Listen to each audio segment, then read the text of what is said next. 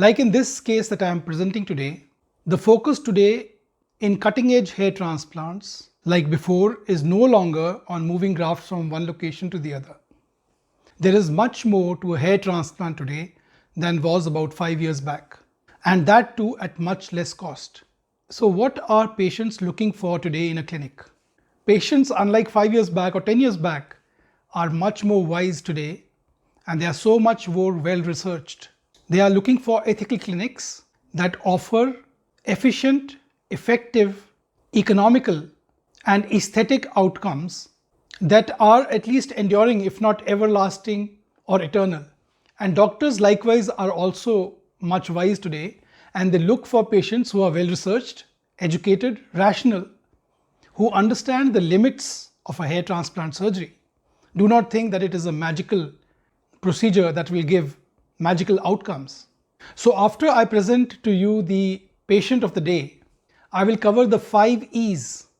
The 5 E's that ensure favorable outcomes after hair transplant.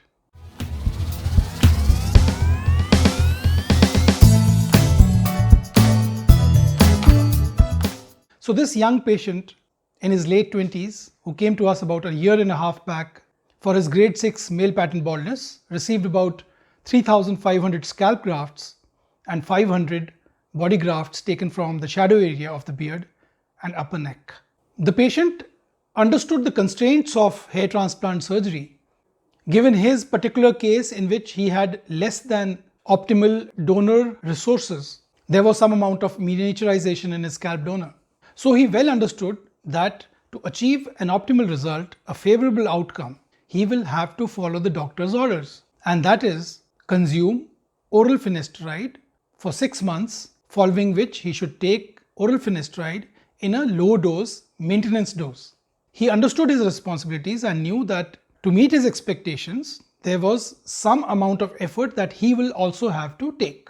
And he has remained compliant and ever vigilant towards post-operative care and has been regularly following up with us. And today you can see his result. You can see his natural looking hairline, which is an outcome of placing single hair grafts along the leading 2 rows after trimming these grafts under magnification.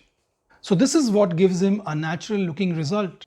The density and the fullness in other areas, especially the crown area, has satisfied the patient, and it has made him endlessly happy. And that is what matters to me as a surgeon. As a surgeon, you derive professional satisfaction when you see a client who has been happy after your hair transplant.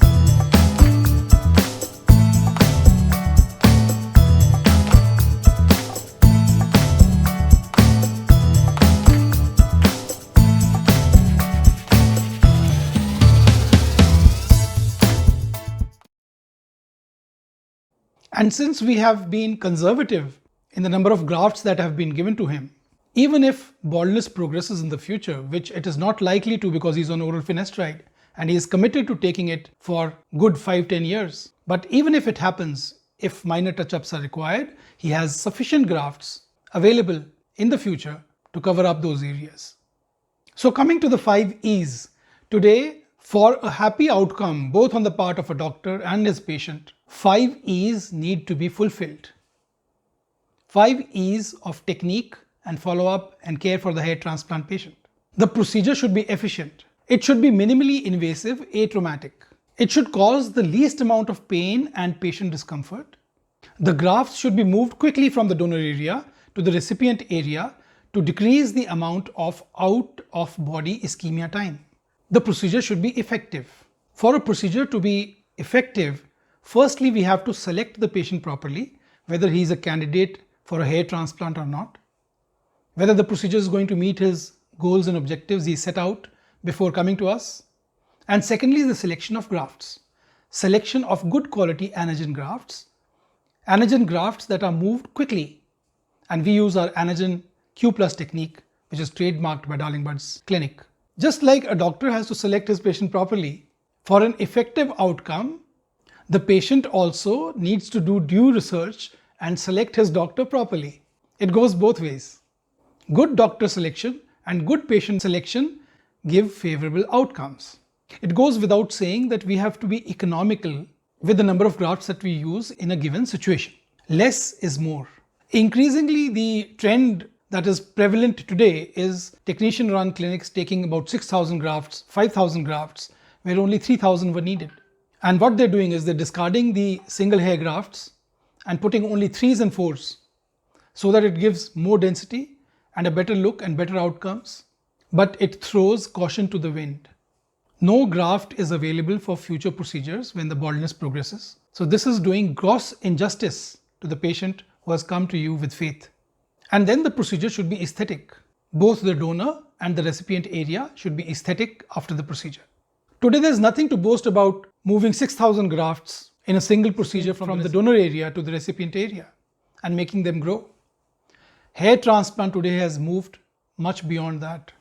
The challenge today is to move grafts in the shortest available time, atraumatically, with minimally invasive technique, causing the least amount of scarring, not over-harvesting, and this prevents patchy appearance of the scalp donor due to shock loss.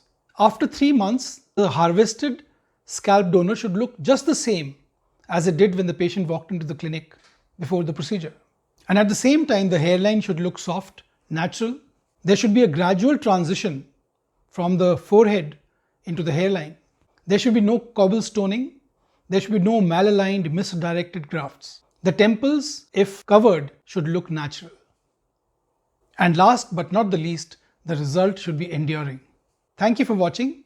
And if you have any question, drop a comment in the comment section below. And like before, I'll answer each and every question. God bless you.